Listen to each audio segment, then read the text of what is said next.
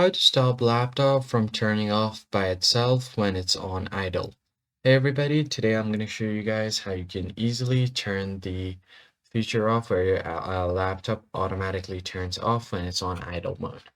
So in order to change the settings, you just have to first go to Start menu and open up your settings menu.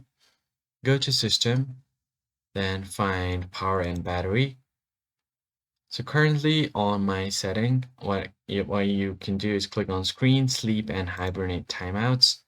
And here I have turned off my screen after 5 minutes. So if I don't use my screen for 5 minutes, it's going to automatically turn it off. And after 3 hours, after 10 minutes, my device is going to be on sleep and it may hibernate after 3 hours. It's when I'm plugged in, and when I'm on battery, the settings is the same.